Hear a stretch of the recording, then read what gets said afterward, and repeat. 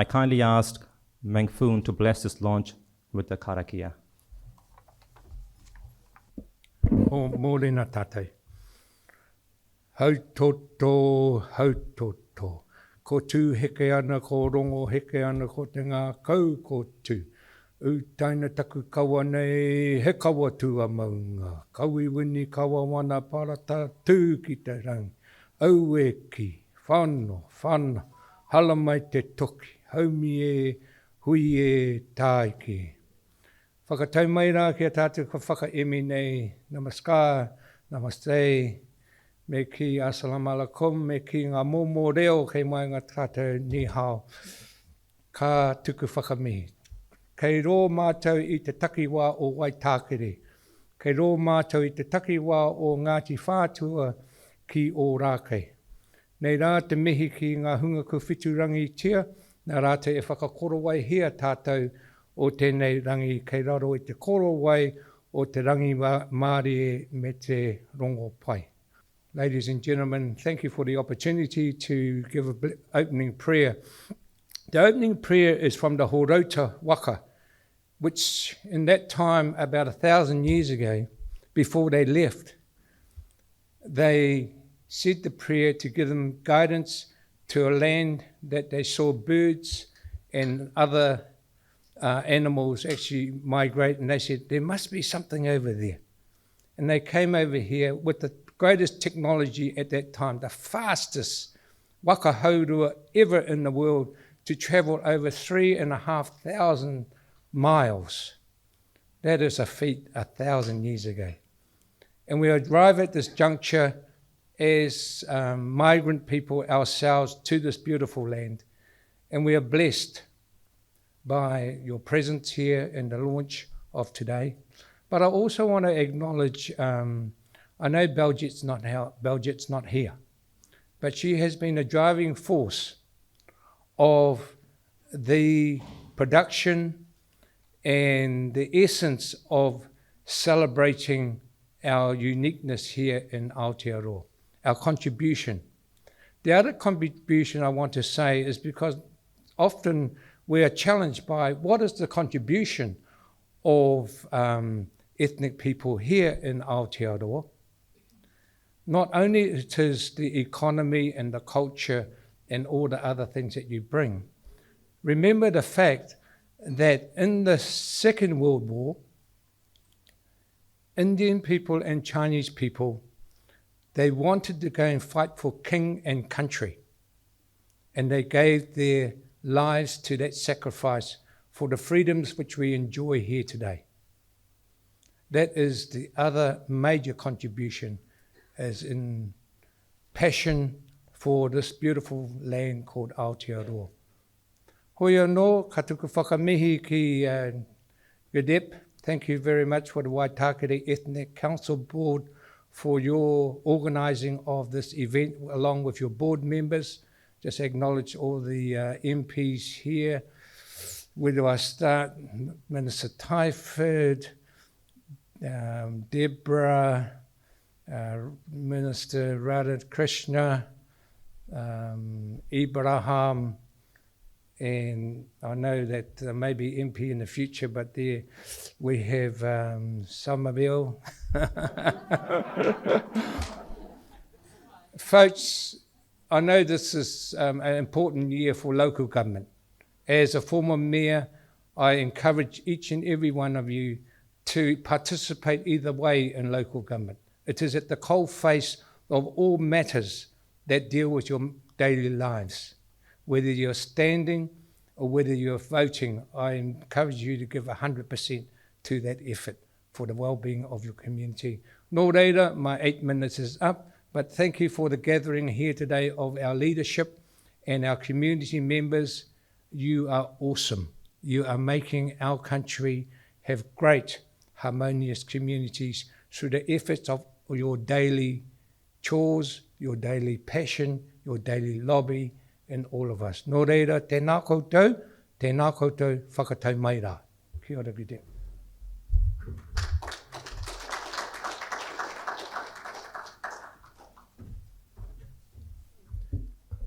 Thank you, Meng.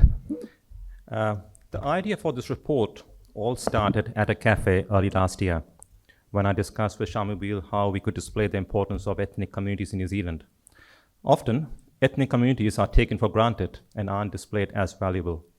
So we came to the conclusion that to portray ethnic communities as assets rather than liabilities, it would be fitting to display their economic contributions to the financial well-being of New Zealand. With this, I would request Shamubeel Yaqub to join me on the stage to present the first copy of the report to Minister.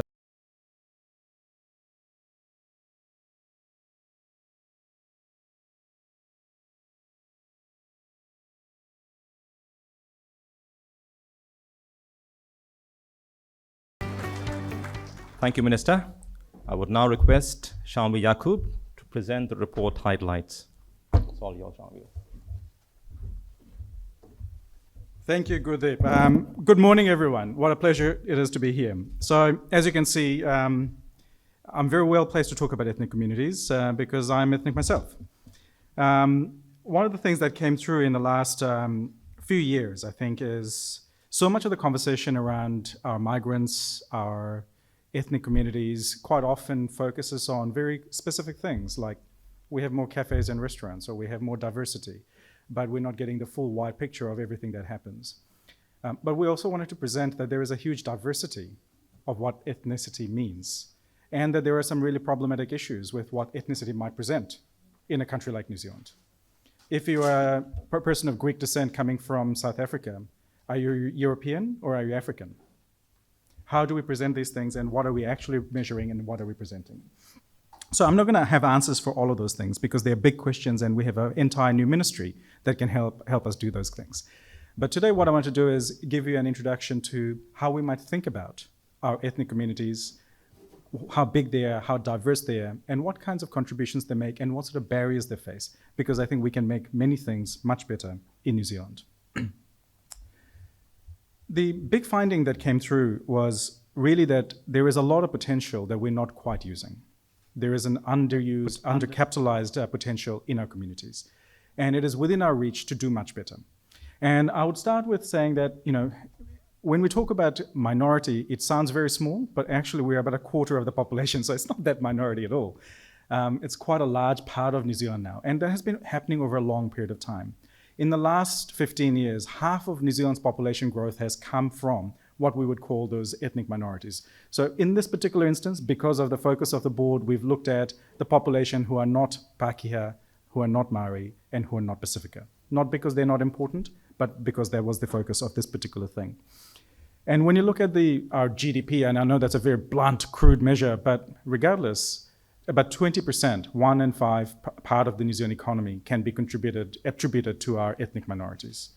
But you'll notice the difference. A quarter of the population and 20% of the economy. That difference is not because we're lazy, it's not because we're underqualified, it's not because we're feckless, it's because we face barriers, and there are real challenges in terms of recognizing our experiences, our qualifications, and also the discrimination that we actually face in our community. We have to be honest about some of these things that happen in New Zealand. Now, when we think about the things that we have to address, and we have a lot of the people here who work daily to make this happen, it is about the discrimination, but also there are really quick physical things and policy things we can do. Our regimes when it comes to recognizing qualifications, when it comes to our regimes in terms of recognizing experience, the education that we do with our business community. What we found is the discrimination is on the way in when you're being hired, not when you're being fired. So the reality is that once you're in the community, once you're in the team, people realize that, well, actually, you're bringing valuable skills and you're worth quite a lot. And there are some real barriers in terms of wealth because we're young, we're coming in early in our lives, and we don't necessarily have the wealth of capital and the wealth of networks to be able to do entrepreneurship in the same way that a lot of other people can. So there are lots of opportunities for us to change these things, and I think part of it's around recognizing that we're not here to vilify anything, is to recognize there are gaps and there are opportunities. So because I'm a geek, I love to show charts, and I'll bore you for the next 10 minutes showing you lots of charts. Like I said before, we started with essentially talking about the community outside of Maori and Pacifica and Pākehā, mainly because that was the focus of this particular project. You're welcome to pay me lots of money to look at those other things. Now, within these ethnic minorities, really what we're looking at is Asian folk. We're talking about people from continental Europe, people from Middle East, people from Latin America, and people from Africa. And as you can see that the largest portion of this ethnic minority group is Asian, and that really reflects that very strong growth in migrants we've had from both India and China over the course of the last 15 to 20 years. But we've also had continental European here for a long time, and quite strangely, they quite often get lumped in with European as opposed to New Zealand Pākehā versus European continental. And they bring their own cultures, own values, own differences that are also valuable. And if we don't recognize those, we risk bundling people into these wide umbrellas that I think are really quite problematic. I have a real problem with the way we classify things. Now, I'm going to bore you with a little bit of this stuff, but how can you possibly mix in Middle Easterns with Latin Americans? It's dumb. We literally have a category in New Zealand that says MILA, which is Middle Eastern and Latin American. What the hell is that? In what way are we related? Where's the commonality? Just because it's convenient from a statistical perspective to lump people together doesn't mean it works. The reason I express that outrage is because actually, what does Asian even mean? So there is a lot of issues with ethnicity labels. So while our focus today is ethnicity, let's all recognize that actually it is a really problematic term and comes with a lot of baggage within the specific term of calling ourselves Asian or calling ourselves ethnic minorities. It does create that separation. At the same time, it gives us identity. So it's not easy to solve those two things.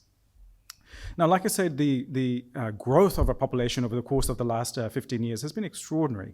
The large part of it is still in our Pākehā population, but when you look at the actual growth by our different parts of the community, half of the population growth in New Zealand in the last 15 years has been what we would call these ethnic minority groups.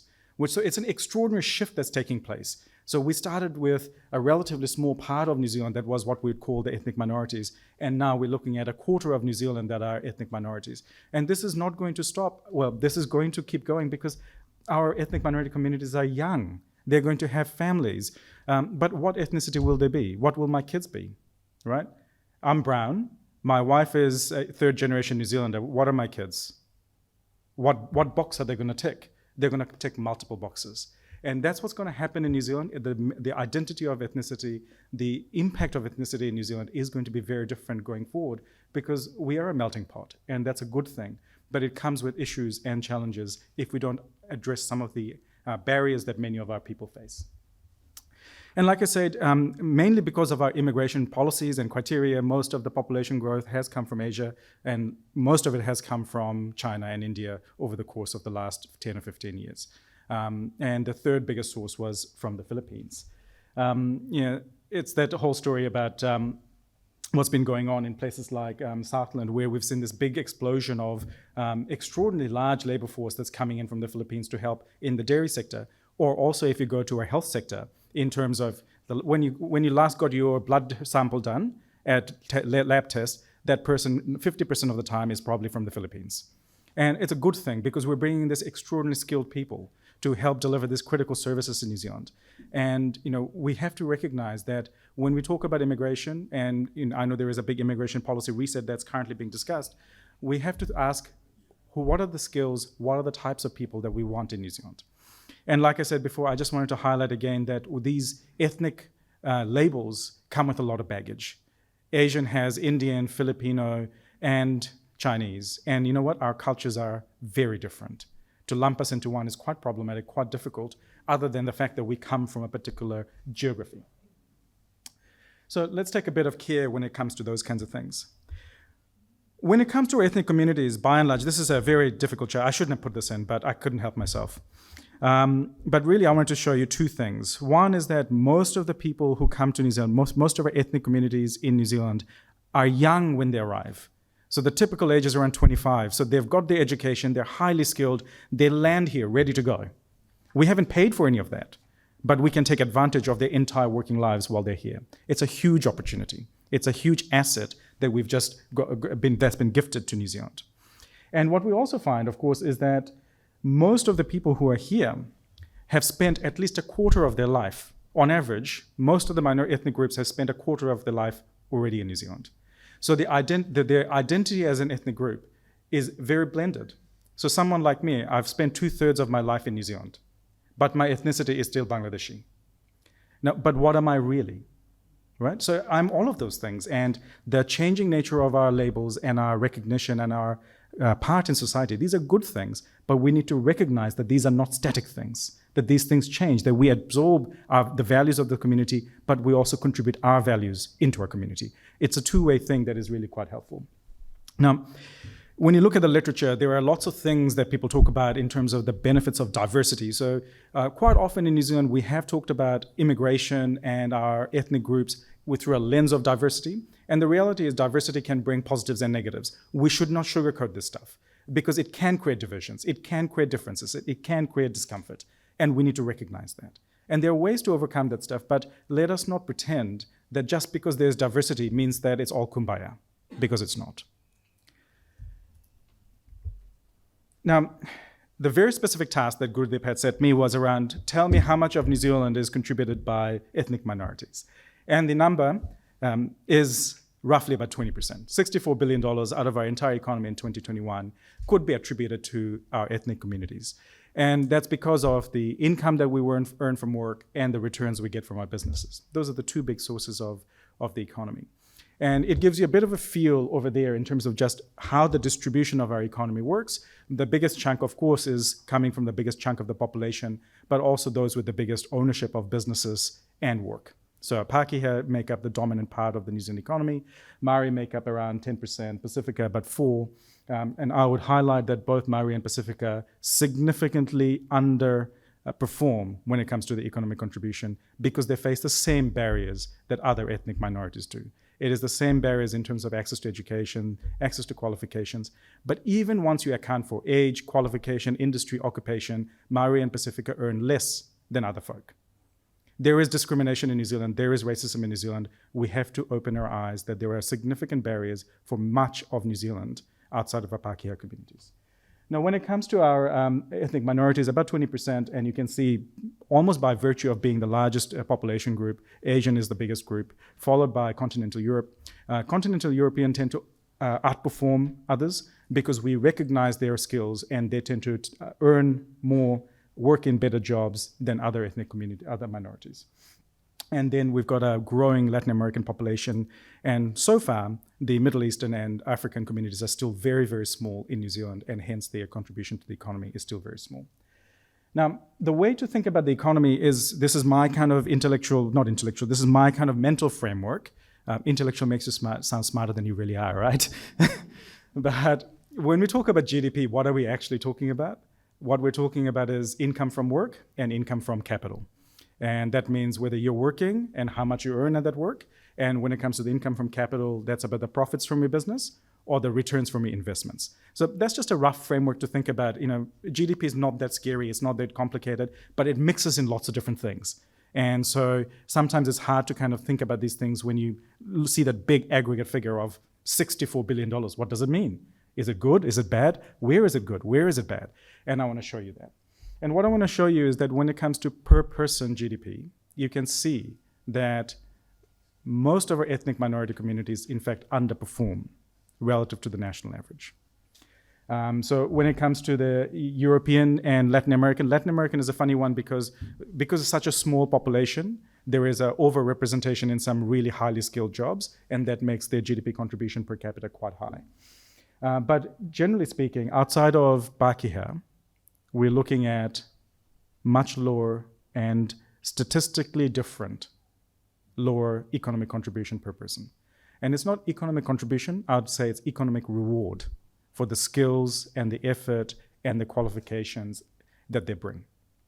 And the reason I say that is because while it's easy to look at the GDP per capita and go, oh, but their GDP per capita is lower or their incomes are lower, they must be lazy. The answer is no, they're not. More often than not, they're more likely to be in work than other people. They're more likely to be in study than other people. They're less likely to be unemployed than other people. So these are all the indicators that tell us actually it's not a lack of effort that's the problem. We are significantly engaged in economic activity. We are getting jobs. We're working hard. We're doing all of those kinds of things. So where is the barrier? Well, part of the barrier, of course, is in incomes. And this is despite qualifications. So roughly speaking, I kind of, in my mental model again, is you've got relatively low qualifications, school or under, you've got intermediate, or you've got tertiary and higher. And by and large, with our ethnic communities, they're more likely than the population to have all those higher qualifications. So these are not people who are dumb. These are not people who are coming here without qualifications. These are people who are bringing something to New Zealand. It's a gift. It's an asset. It's capital.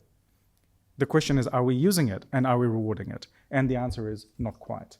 So if you look at what's going on in terms of incomes per person, by and large, incomes for Maori, for Pacifica, for Asian, for Latin Americans, and for Africans is lower than you'd expect. And this is despite having high qualifications. And even when we adjust for things like age, we see these gaps. I think I see Sunil in the back, but this is a chart from his report that I did a couple of years ago. And we can do this for every ethnicity, but essentially when you look at a particular group of people, we can go, if we hold age and qualifications and industry and occupation constant, do we get the same incomes? And the answer is no. Roughly speaking, Indians have about $5,000 less income on average.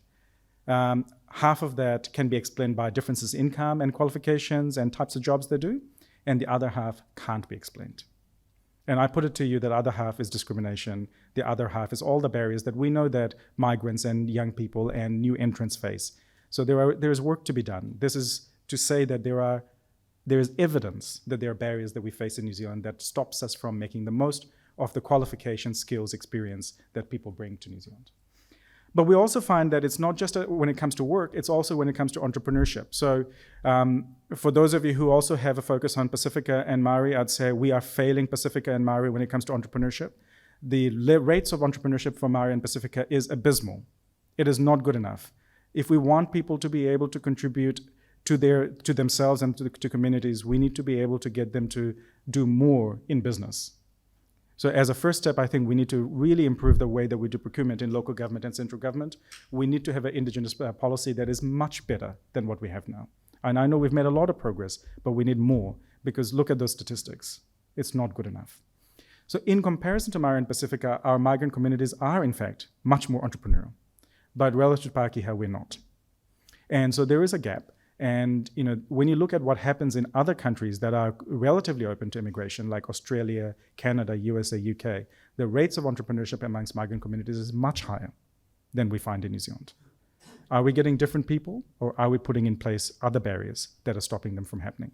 So I think there are good avenues of work there in terms of thinking about how can we unlock some of the opportunities and the energy that people bring, because we want them to contribute in every possible way. The other aspect where we of course know that the contribution of ethnic minorities is relatively smaller is that they're less wealthy, because they haven't been here for a long time and our house prices are crazy and nobody can afford to buy one. I won't start on the rent today, but by and large, I think there is a really big challenge in terms of that equity of access, that equity of being able to build up your wealth like everybody else. That passage of wealth accumulation is much harder. As you know, that if you don't have a bank of mum and dad, it's very hard to buy a home in New Zealand these days. So unfortunately, first generation migrants, the bank of mum and dad may not be enough to be able to buy a $2 million shack at the back end of nowhere. So what do I want to leave you with? I want to leave you with some challenges, not because I think we should be defeatist, because I think I've shown you that there is real potential and there is already very strong evidence that our ethnic minority communities are doing a great deal in the economy and in society. But I think we can do better. And that should be this effort to make improvements should be where we are. That we need to have work on recognizing qualifications that is much stronger. We cannot keep underusing the skills and qualifications that we bring into New Zealand. We are talking about the most tight, most difficult labor market that New Zealand has ever experienced. So in my previous work at NZIER, we used to run a survey of businesses that goes back to the 1970s. Never have businesses found it more difficult to hire than they do today. Yet we have people who are available in New Zealand whose skills we're not utilizing to the best of their ability. This is untapped potential that is ready to be used right now if we could make sure those qualifications are recognized. Businesses need to be able to recognize the experience that people bring, because we know that there is a big discrimination when it comes to simply accessing jobs and opportunities. So there is, I don't know what the solution is other than we need to expose more people to actually working with our ethnic communities, because all the evidence from around the world is once you hire somebody, you're not going to fire them quickly. There is no discrimination when it comes to firing, because you know what? If the worker is a good worker, it doesn't matter if they're brown or yellow. They're just a good worker and a good part of the team. We need to talk about capital. Our access to capital, it's a shame that Stuart's not here today. But in terms of our ecosystem for SME and starting businesses is very undercooked. We need to do more. And within that, I think we need to have particularly a very strong focus on Maori and Pacifica, where we are failing them rapidly and for a sustained period of time. But even within our ethnic communities, we know there are barriers that we can unlock a lot more if we think about our capital markets in a much more creative way. And finally, I think it's about networks. So what we're doing here, what we do with our communities, what we do with our friends, those networks are extraordinarily valuable. They're not replicable. They're not easily replicable. But only when we have good networks can we encourage our new ethnic migrant communities to do more in their society. And like I showed you before, with every passing year, they have spent more of their life here. So they are going to build those networks, but we want to supercharge it and we want to fast track it. So I'll finish where I started, which is the task is actually not that difficult, in the sense that we already have a sizable part of New Zealand who are what we would call ethnic minorities. It's a quarter of New Zealanders, but only 20% of the economy goes to them. The reward is not there for the capital that they bring, the experience and the skills that they bring. I think we can unlock that. I think when we think about what we're looking forward to the future, it's really about how do we make manageable, continuous progress to deal with the discrimination, the barriers that we face. Yes, there are challenges, but I'd like to leave you with on a hopeful note. Yes, these are barriers, but we also know what the solutions are. And we should think of it as opportunities. Thank you.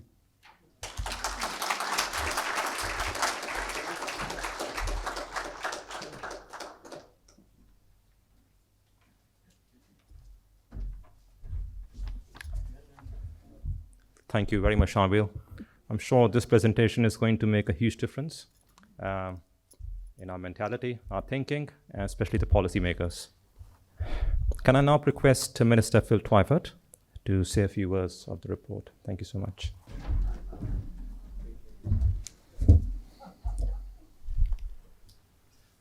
I've learned to take my glasses off before I take my mask off. Otherwise, very bad things happen. It's embarrassing. Your glasses go flying across the room. So. Ngā mihi nui kia koutou. Gurdeep, thank you for the introduction and the chance to be here today with you all. Stu Nash was really looking forward to being here and helping with the launch of this report. And unfortunately, one of his family members went down with COVID in the last few days. So he and the family are locked down, working from home. But he's in good company, because many of us are at the moment. Meng, I wanted to thank you for your beautiful words that opened today's event. I want to acknowledge a few people, if I may. So, Gurdeep, to you and the members of the Waitakere Ethnic Board, thank you for not only commissioning this outstanding piece of work, but for all of the work that Webb does, advocating for new migrant and minority ethnic communities in West Auckland. We benefit immensely from that work. Shamubeel, economists often get accused of being dismal. This is one of the least dismal economists working in New Zealand today. He constantly contributes to really important debates in our country and does it, and is not afraid to take economics into the realm of values and policy, and that is really, really welcome. And so, Shamubeel, thank you for this and all of the other work that you've done that has contributed in this way. In the spirit of the local government elections this year, I want to acknowledge a few people in the room as well. Councillor Shane Henderson, Local board members, Brooke Loader, Ingrid Papau, Michelle Clayton, Chris Carter, who served as Ethnic Affairs Minister for 6 years and pioneered much of the way that contemporary governments operate in this space. So credit to you, Chris, for that. Greg Presland, who's here, and a couple of other candidates who are standing. Dan Collins, who I can see at the back there, who's standing for the Henderson Massey Local Board. And one other candidate I also wanted to mention, and that's Gurdeep Talwar, who announced that he's standing for office this week for the Henderson Massey Local Board. And I'm proud as a Labor man to say that he's chosen to stand with Labor. But party politics aside, Gurdeep, I know that you will make an amazing contribution bringing the leadership and the experience that you've demonstrated at Webb.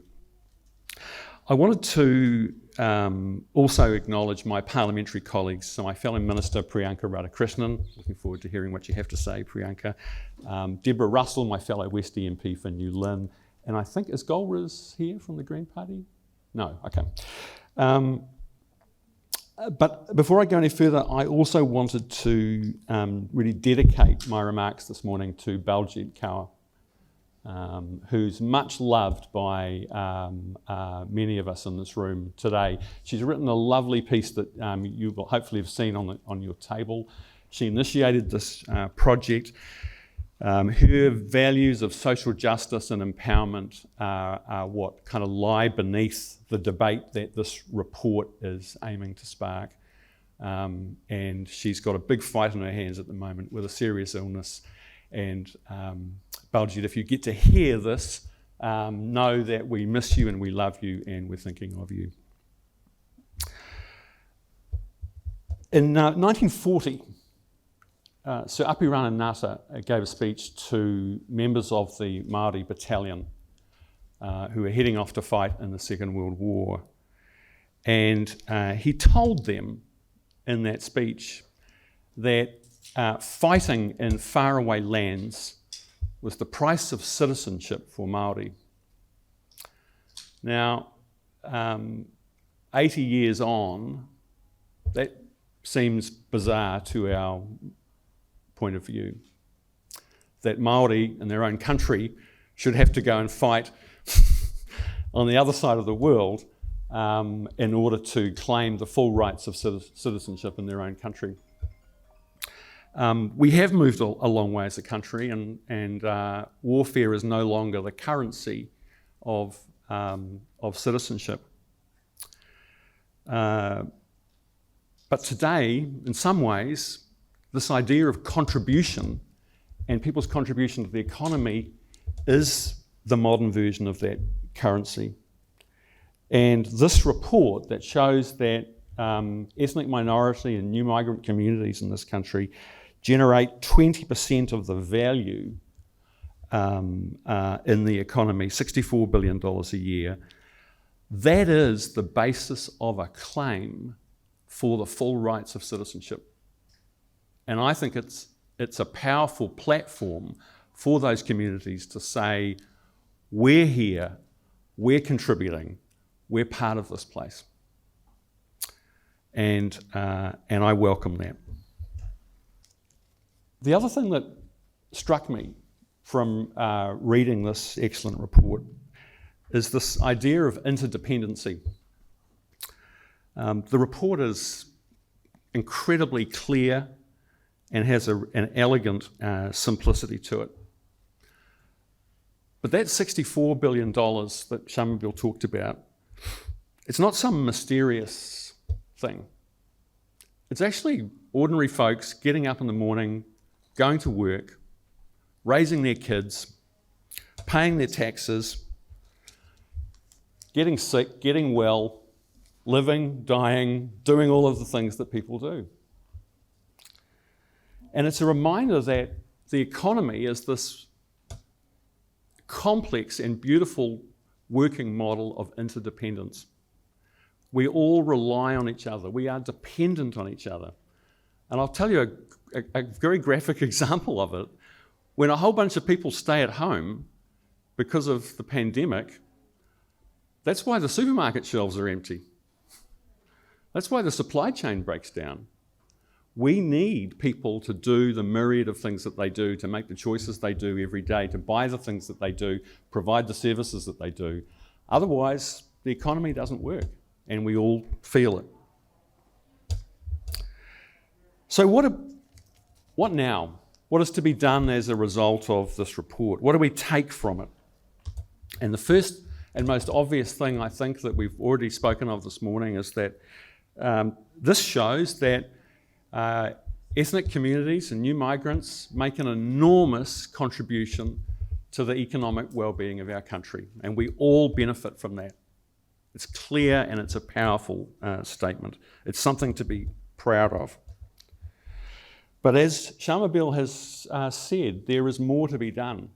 And it's clear from the report that while there's encouraging evidence of increasing employment across all ethnic groups, there's also evidence that some people are finding it persistently more difficult to secure work, and those who do are likely to earn less.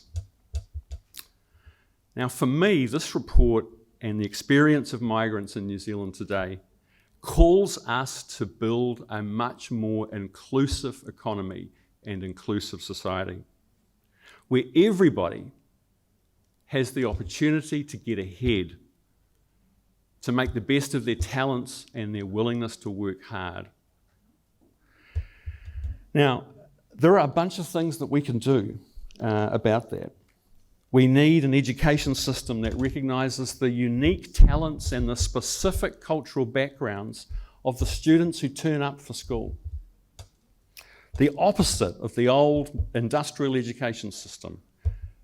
The approach that we must strive for is one where every student has a pathway that will allow them to meet their potential. Education has to be affordable and accessible.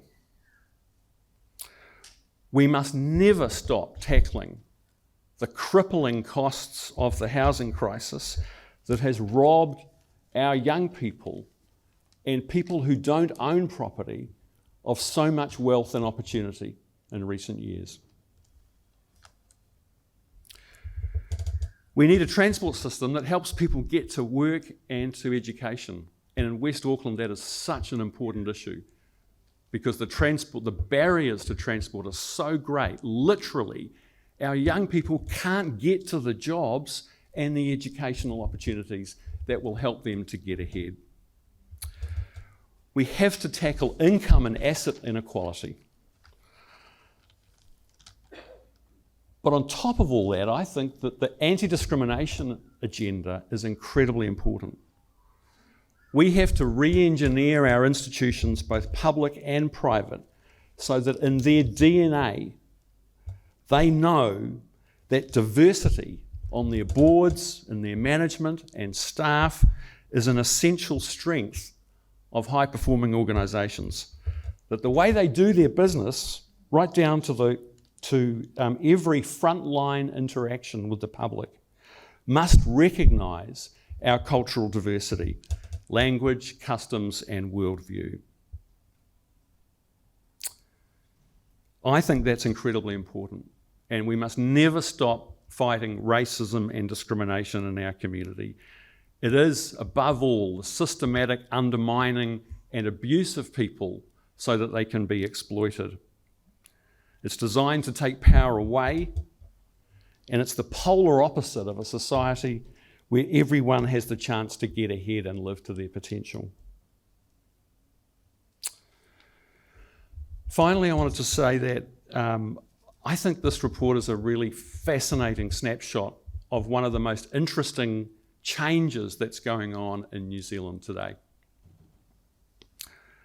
There is this remarkable evolution of our country that started after the Second World War with the urbanisation of Māori, the migration of Māori to the cities, and a generation of young Māori who decided to claim their place and assert their place in our country. And they were challenging the legacy of 150 years of Pākehā colonial establishment. And then following that, the great Pacific migrations of the 60s and 70s and 80s. And Damon Salesa, the new Vice-Chancellor at AUT, has written wonderfully about how Pacific peoples are remaking this country with their work and their talents and their energies. And the next wave, I think, has been driven by the huge migrations that we saw on the chart before over the last 20 years.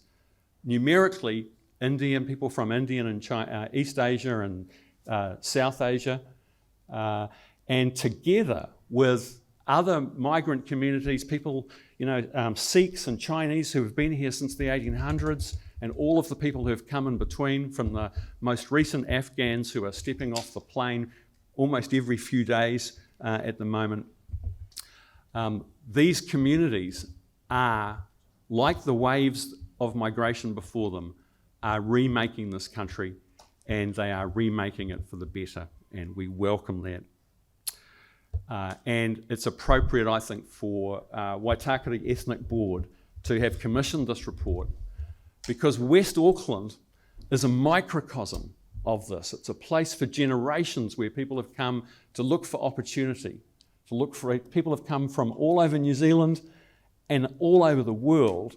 They've come right here to West Auckland to get ahead and make a life. And so we are the leaders in this to a great extent. And I want to thank Webb, and I want to thank Shamubeel for this outstanding contribution to our thinking and this debate. Thank you.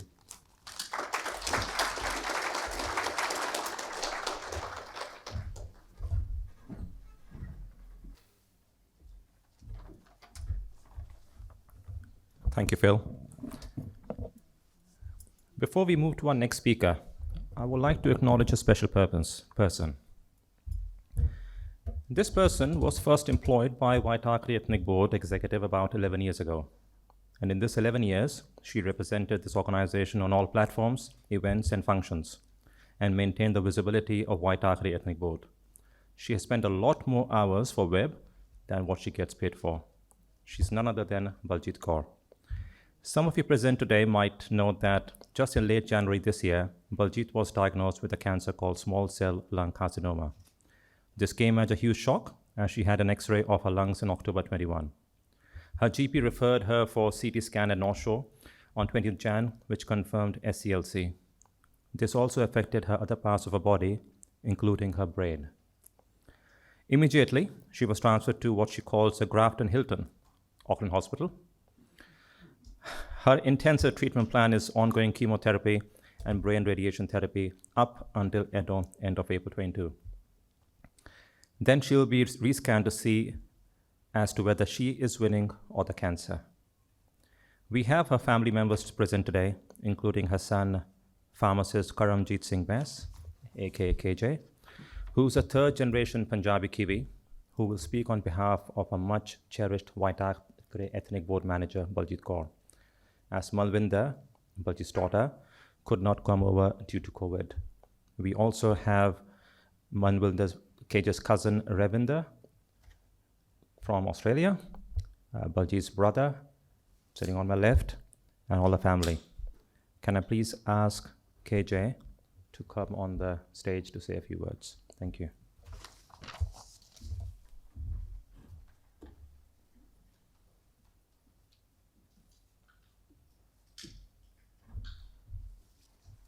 And I'll have two people join me as well as thank you, Gurdeep, for the very nice introduction and the summary. I'm hoping Mum, I know she's watching online at the moment, and I can tell that she's scrutinizing everything very, very sharply. So I think you're doing a great job. Thank you, Gurdeep. As Gurdeep mentioned, I've got my cousin here from Australia, Ravinder Singh, and my mum's younger brother, Azad, here on my right. So Mum has put together a few words that I would like to read out on behalf of her. If she was here, she would have actually said the speech to all of you, but obviously due to her health, as Gurdeep has mentioned, it has taken a bit of a toll, and at the moment her priority is her treatment. So we have decided to come together as a family and also relay those words to you in the best way that we can in true Baljit fashion. And I hope I do it justice, but I'm sure I'll get some scrutiny when I get home. So yes, watch this space for now. The name of her speech is My Love of Aotearoa, Truly Grateful. First and foremost, I would like to thank and acknowledge my parents, my father, who became the first generation of my family to be born in New Zealand. And this is probably something, Shamabeel, as well, that echoes with the migration period of immigrants into New Zealand. His name was Thej Singh Keller, and he was born in Whanganui in 1932. My mother, Chanan Kaur, a new immigrant to New Zealand, for being that homely Indian woman that many households still embody 3 generations later. I am proud to say that I am a daughter of migration and of the beginning of a movement that helped raise New Zealand's economic profile to where it is today. I would like to take a moment to take a small excerpt from the teachings adapted from the Sikh faith that I belong to.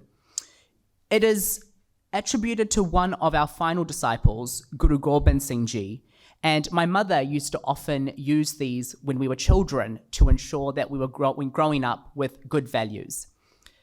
There are 2 points. One is seva. Now, seva translates to serving, and that really means to serve others.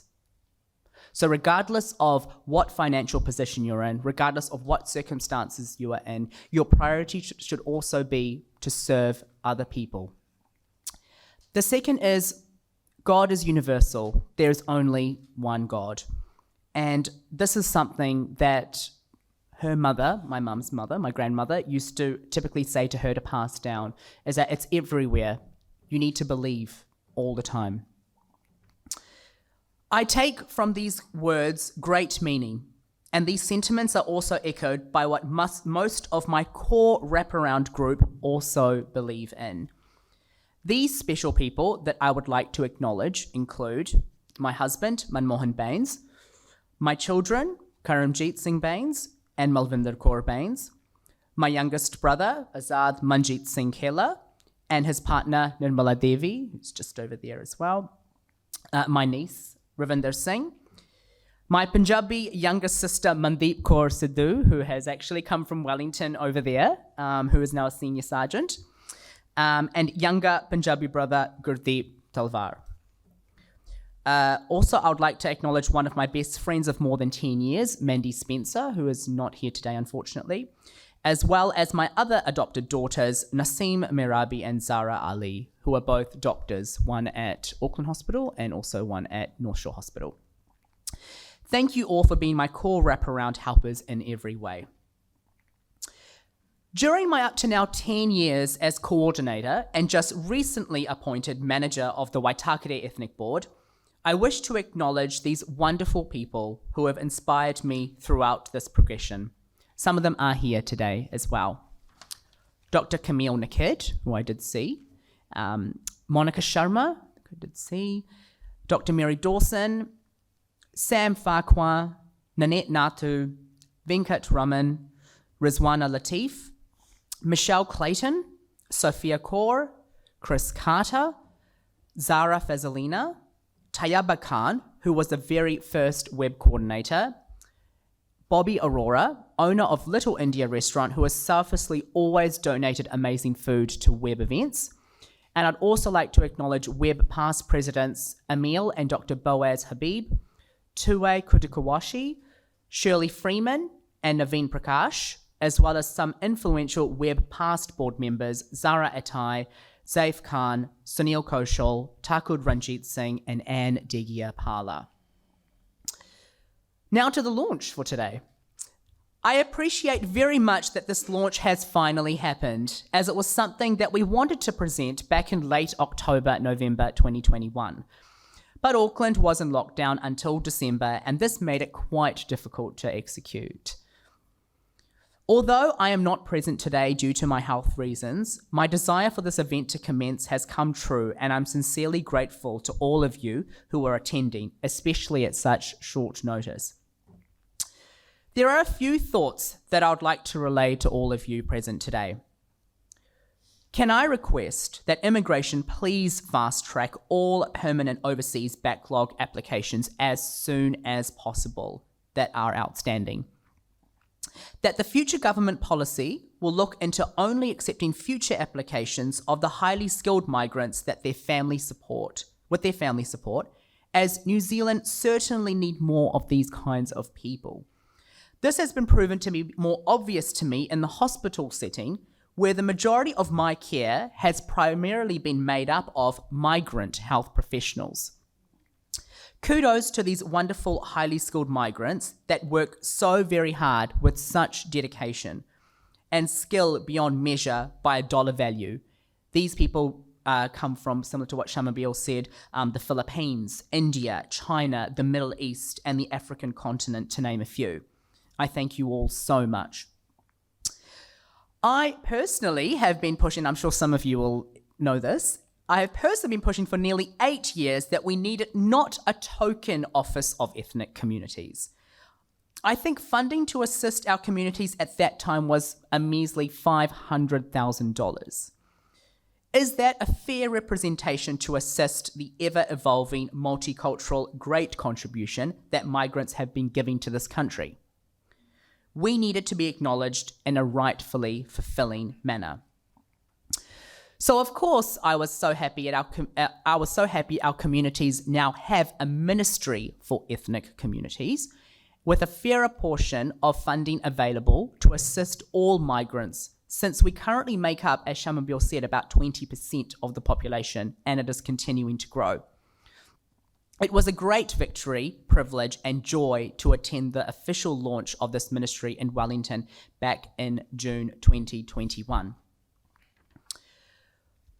As a token of my appreciation, as you'll see if you are present today, you could see that there are a series of flowers, of bouquets that are just on this table over here. Could you please come forward and accept a set of flowers, if I do say your name, just to say a huge thank you for your collective wise words of wisdom, and for some of you for being part of the Waitakere Ethnic Board from the years that have gone by. Now, I do request, if I do call your name out, if you could please collect your bouquet and then return back to your seat. We did think about photos, but just during current COVID and isolation times, we're thinking that the best would be for us to leave that. So if you could please just come forward and collect, that would be much, much appreciated. Anne Degia Pala. Dr. Camille Naked. Mandeep Kaur Sidhu. Dr. Mary Dawson. Michelle Clayton. Monica Sharma. Najira Khanam. Nandita Mathur. Nanette Natu. And Dion's one of them here as well. Dion Wallace. Rakana Stewart, Shirley Freeman, I think I did see Shirley, Tayaba Khan, Thakur Ranjit Singh, Linda Cooper, Rupa Sachdev, Rupan Talvar. Amazing. Thank you so much, guys. And then, lastly, to the fantastic man of the day, thank you, Shamubeel, for your excellent report that we hope the government acknowledges, and anyone else who is interested in the future of how New Zealand is a fast-changing multicultural paradise. Using this report, we can assist with future planning of everything from infrastructure to town planning, and there are many other possibilities. Personally, looking into the future, I would love for the web to have a proper multicultural support hub set up in Henderson for all people, not just ethnic populations, but for everyone. Let's see what happens in the future. Thank you very much.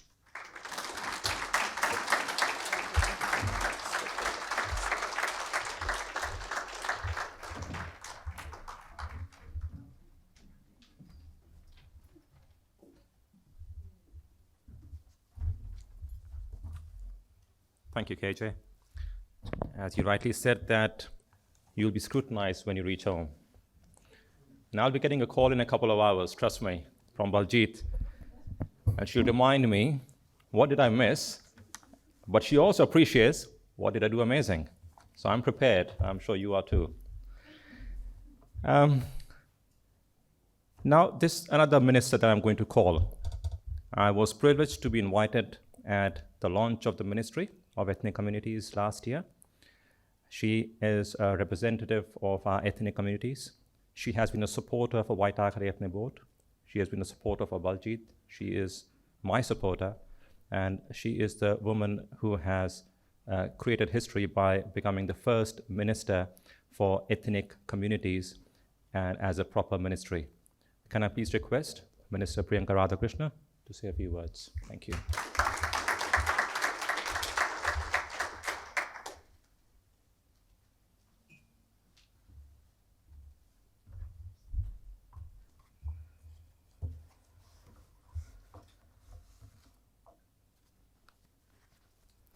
Tēnā koutou katoa, namaste, sat sri akal, salaam alaikum.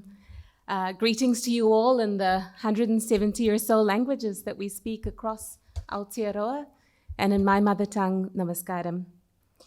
Can I begin by really acknowledging the Waitakere Ethnic Board, both you as the president, Gurdeep, and also as many others have done, Baljeet, for 11 years of service to this organization. Also members and executive committee members, past, present, and future, I'm sure, who are sitting here today. But to Baljeet, I want to say this. I think it's incredibly apt that you've had your say, even though you're not here in person today. And can I also say that when I read the words and heard the speech from KJ, it just reinforced the fact that Baljeet has always been a fighter. And even today, based on the experiences that she's undergoing and things that she's seeing, she continues to fight for those that she believes where we need to see change and improvements as well. So Baljeet, I know that you're watching the live stream through the UPNA TV live stream, so acknowledging UPNA as well. And as Phil has said previously, we're just sending you a huge amount of gratitude. I think I speak on behalf of everyone who's here today to say that. A huge amount of love and support, and we hope that you fight this disease as well. Can I acknowledge the amount of work that has gone into this report, which is a significant report? And can I acknowledge you, Shamubil Yaqub, for the work that you've put into this presentation today, into the report passed, but also I think, as Phil acknowledged, for making economics really practical and accessible for so many, and for basing it on values as well that not many do. Acknowledging my ministerial and parliamentary colleagues, the local body politicians in this room. I won't name them all because we often tag team this. We don't get the guest list, so it's an amazing act of bravery on Phil's part to name everyone. But I must acknowledge that in the spirit of tag teaming, there's also Kay Thomas, who's the chair of the FO local board, who's here today, so acknowledging Kay at the back, and my colleague Ibrahim Omar, who's a Labour listing fee based here as well. So acknowledging all of you, and special mention to you, Chris, the Honourable Chris Carter, who in fact, as the Minister for Ethnic Affairs, I understand, launched WEB back in 2003. So just acknowledging that, and our Race Relations Commissioner, Ming Foon, as well, and all of you who are here in the room today wearing numerous different hats who've worked over years for us to get to the point of what is acknowledged in this report today as well. So in the past, I've sat through a number of events where the contributions of our communities have been reduced to the food, music, and dance that we've added to New Zealand's cultural landscape, which of course are amazing, don't get me wrong, but that's not the extent or the be-all and end-all of our contributions. And we see that clearly laid out in this report that we're here to celebrate today as well. We are an incredibly diverse nation. I think that point has been made time and again. And we as a government recognize the strength of that diversity. Also bearing in mind Shamabil's point earlier that with diversity also comes discomfort. And I think that is actually potentially a good thing. Because when we say that, for example, diversity around a board table is a good thing, what we mean is that it brings often with it disagreement, debate, and discomfort. And when that happens in a safe place, in a way that is respectful, it leads to much more robust decision-making as well. But of course, there will be challenges and roadblocks that we all have to deal with to ensure that we are actually tapping into or maximizing that diversity dividend as well. In fact, our diversity enables businesses, for example, to be more competitive internationally and to capitalize on those diverse perspectives, as I mentioned, around various tables. Communities often maintain links with countries of origin, and these benefit us socially and economically as well. As the report points out quite clearly, and as others have mentioned today, there are also barriers that our communities face. And I think the amazing part that I felt reading this report was that while it quantifies our contribution as a community, it also speaks to so much more. It speaks to identity, as Shamabil pointed out really articulately earlier today, and some of the conversations and thinking we need to do around that. It speaks to inequities, and it speaks to power imbalances as well. So quite a lot there to unpack, think through, and work through as well. And things have been tough. I mean, there's no two ways about it. We have to acknowledge the environment that we're in as well. COVID has exacerbated a number of those inequities and challenges that we've faced. And as New Zealand enters our third challenging year confronting the global pandemic, we are, though, better prepared than many other countries to chart a path through the disruption and beyond into the recovery as well. And alongside that, we're working on ensuring that we strengthen social cohesion. And that means addressing some of those barriers like discrimination, whether it's race-based or faith-based discrimination or other forms of it as well. The Ministry for Ethnic Communities has a role to play in this.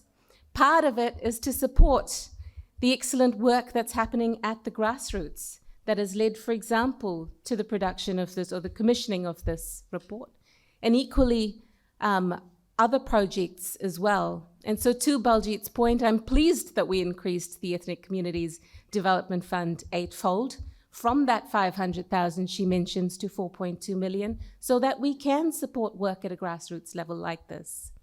But the other part of the role of the new ministry is to advocate for better outcomes for our communities at the highest levels of the public service. And to consider some of those questions, like how do we categorize ourselves in a way that is actually meaningful? That, of course, doesn't sit just with the ministry, it sits with Stats New Zealand, but those are some of the things that we're hearing and that we are looking at as well. One of the challenges that's constantly raised with me, and has been for some time, are the barriers to employment. And we've been working on a plan to address that. So later this month, I will be launching the government's Employment Action Plan for former refugees, recent migrants, and ethnic communities. That action plan is part of the government's wider employment strategy. And we'll look at what are the tangible steps or actions that we can take collectively to address some of the issues that are actually raised in this report as well. That will be a collective role that we'll have to play, though.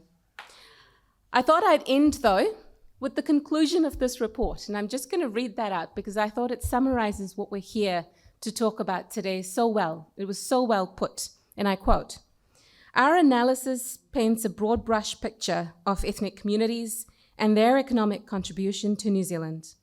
At the most visible levels, we can see high and improving participation in the labour market.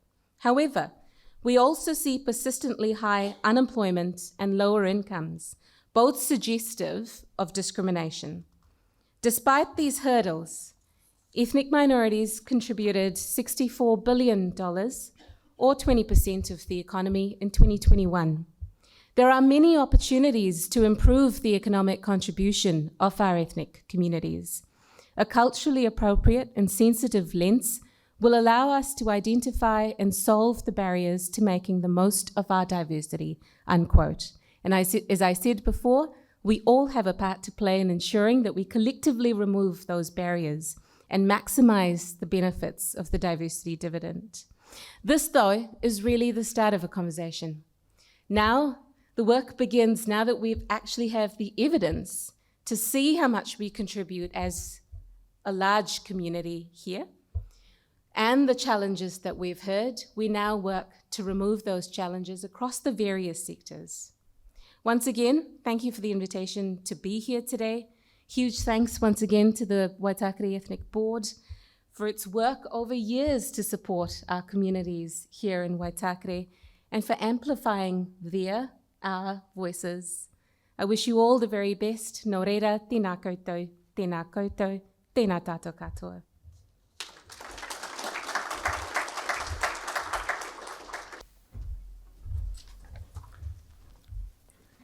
Thank you, Minister, for your kind words. And just wanted to acknowledge the Ministry of Ethnic Communities once again, because this event, this report, was commissioned by Waitakere Ethnic Board, but with full support from the ministry. So this wouldn't have happened without the assistance and support of MEC. Thank you once again. I suppose we had a couple of questions from our presenter, Shamu Yaqub. So if I can request him to please come on the stage with me, and if I can ask anyone who had a couple of questions to please fire through. I would be very conscious of the word underperforming, and you've used that a number of times for Māori and Pacific. And a lot of people would leave here and associate Māori, Pacific, and other groups with that word underperform. Maybe under-rewarded, maybe under-acknowledged, but I would not use the word underperform. You talk about continental Europeans, and they bring with them their own culture. And I quite agree with you, because in that Miller group, which Baljeet through KJ acknowledged the African part of it, and you didn't, it's probably a mistake on your part, I'm not sure. But you are correct. It's inappropriate because Caribbean isn't there. And we are a whole world away from Africa.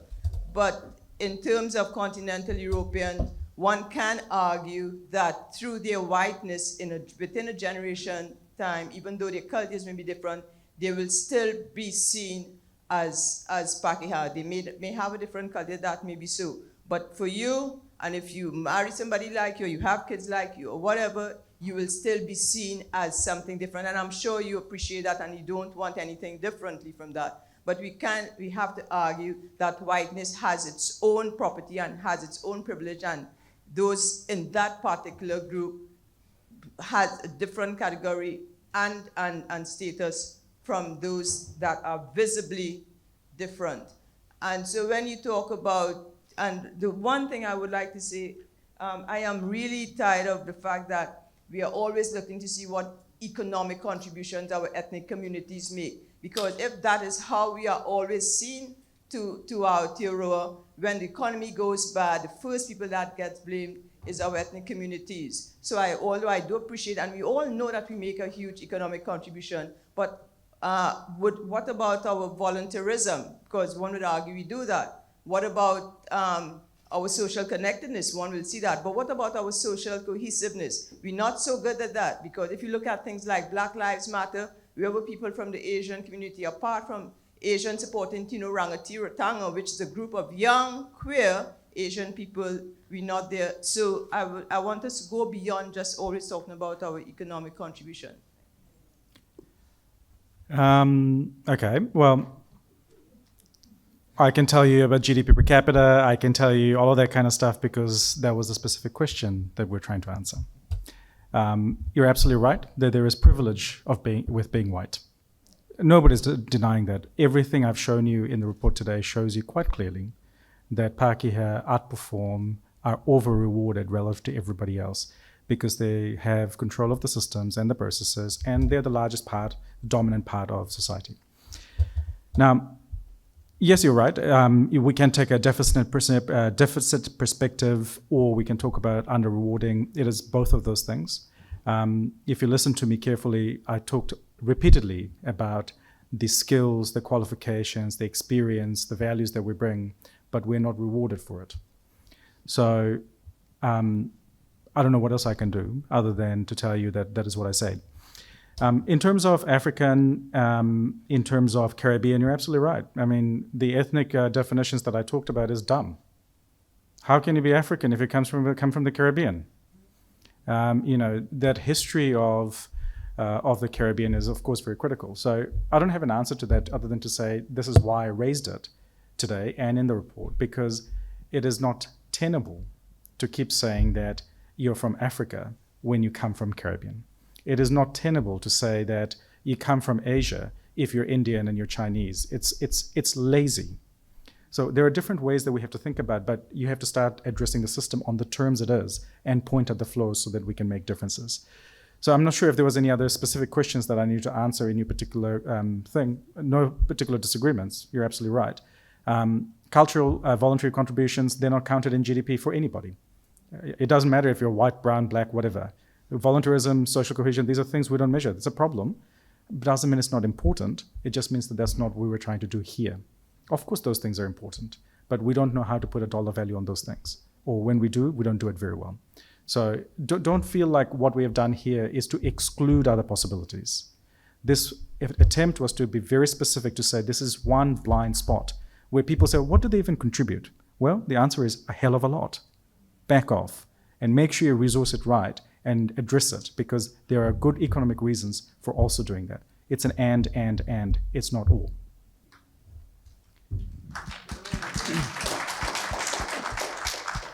Shamubil, congratulations. I personally am very gratified because I do not know whether you remember, when you graduated in 2000, I was one of the first to write about it. And at that point of time, Anand Satyanand, who was the ombudsman, said that here is the rise of a good economist. And 8 years later, when he hosted you, I was there. Anyway, you describe yourself as a neo-classical economist. You mentioned about shortcomings. You mentioned about discrimination.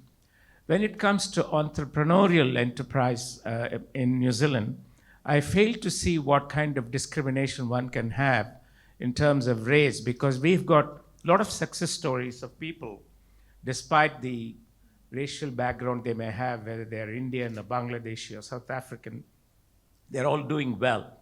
I think your report fails to take into account the problem of access of credit, which affects a lot of people. I wish you had taken into account the obnoxious CCC Finance Act, which today the minister has tweaked. I don't know if they have had an occasion to say it. It just not even surfacely touches it. So these kind of legislative measures are far more restrictive in people getting access to credit. That will affect the contribution of people. That's what I believe. Of course, there is a lot of other things that one can talk about, but in totality, your report is excellent. But I suppose it has to be quantified in terms of the problems of credit accessibility. Thank you, Mukul. Yeah, I probably would disagree. And that's my job, right? Because I'm an economist. I have to be contrarian. But I disagree because the credit rules affect everybody. It doesn't matter whether you're brown or white. The problem was with the design of the particular policy. So what I would argue is, you're absolutely right. There is a lot of entrepreneurship in our ethnic minority communities. That's not the point. The point is there's not as much as we should see. What is the counterfactual? How much more entrepreneurship should we see? When you look at the wider country in New Zealand, when you look at our rates of entrepreneurship amongst Pākehā, I would argue that we don't have enough. And the reason for that is, as I've outlined, is access to capital, access to networks, access to wealth. You're absolutely right. Those are things we have deliberately acknowledged because those are known barriers for particularly recent migrants when it comes to growing businesses. Now, the reason why I focus on entrepreneurship and I say we should do more is because we have the skills and the talents to be able to solve problems that we are not currently solving. The whole point of capitalism and business is to be able to see these opportunities, these gaps in the market, to fill them.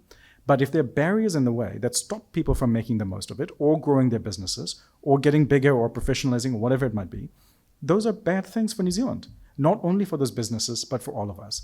So let me be the counter to say, you are right in that there are barriers, but there are disproportionate barriers that we need to deal with. And the purpose of today is not to talk about whether or not we have a good capital markets. The answer is we don't. We know this. We have a very shallow capital market. And, in other forums, we do talk about that in great detail, because New Zealand's rates of entrepreneurship, full stop, is not as high as it should be. But the secondary issue that we're talking about here is that amongst our ethnic minority communities, it's not as high as it should be. This does not detract from the great many successes that we have in our ethnic minority communities. Absolutely, we have many titans of business already. The question is, how do we have many more? Because that's the way we make things better. Thank you for the questions.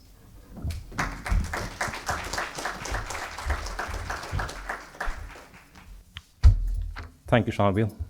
I owe you a dinner for that, to answering the questions, because there are some questions which I didn't have an answer myself. So fantastic. Thank you very much. Can I now request our current Waitakere Ethnic Board members to join me on the stage?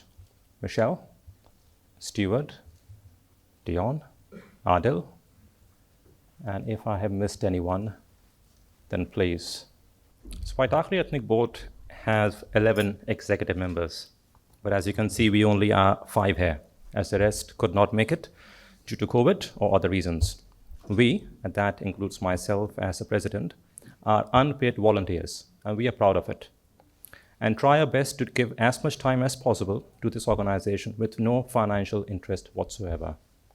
Just wanted to bring them over on the floor to show you that this is Waitakere Ethnic Board, pure community service. Thank you so much for coming over. Thanks a lot. I want to acknowledge everyone who came here today, taking out time from the workplaces in COVID times. I couldn't thank you enough, to be honest, because from past 3 days, we had numerous calls, numerous text messages, and emails asking that if the event is really going to go forward because of COVID. The turnout has been fantastic, and I couldn't thank Minister Phil Twyford, Shamubeel Yaqub, Deborah Russell, Venkatji, Priyanka Radhakrishnan Minister, Ranjanaji, and Race Relations Commissioner Meng Foon, and my brother Ibrahim Umar, who had to leave for some urgent appointment, for taking our time to come over and trust us that we are following all the COVID guidelines and we'll keep you safe. I also want to acknowledge and thank the immigration who approved several thousand applications for the permanent residency that the new resident policy came through on September, October last year. United Voice, who is a platform of around 160 organizations, and I'm also a part of that, played an important role in communicating and speaking to the immigration. Thank you once again to the government and to the minister for acknowledging the contribution of ethnic minorities and approving their residence applications and allowing them to apply. Well, that brings us to the end of our event. Can I please call Meng Foon to do the closing karakia?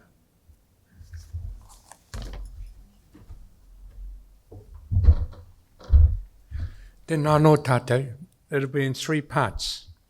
The first part is to ask for God's strength for Baljet to fight with all her might and with the support of her family, this particular disease, cancer that she has, and that she finds the strength in her to beat it.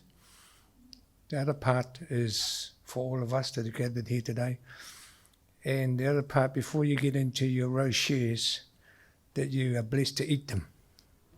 Hoi anō e pā, whakakaha e koe ki te whānau o Baljet. Mō tōna kaha e whawhai ana i tēnei mate kei waenga e ia. Whakakaha tōna whānau hei tauawhiki a ia me tōna whānau whānui mō tō aroa ake me te atawhaitia kei runga i a ia. Me ki e pā tauawhiki a mātou te hui nei. Tauawhiki a mātou e hoki ki a mātou kāinga, ko tutuki pai tēnei huihuinga whakaharahara mā tātou ngā iwi e noho nei kei Aotearoa. E pā whangaia whakapai te kai e hora nei, whangaia ki a mātou taro ki tōra, ma mātou whakakrōri tuingo tapu. Āmine. Thank you.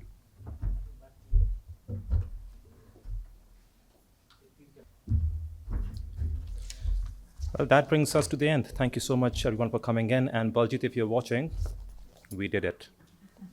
Thank you so much.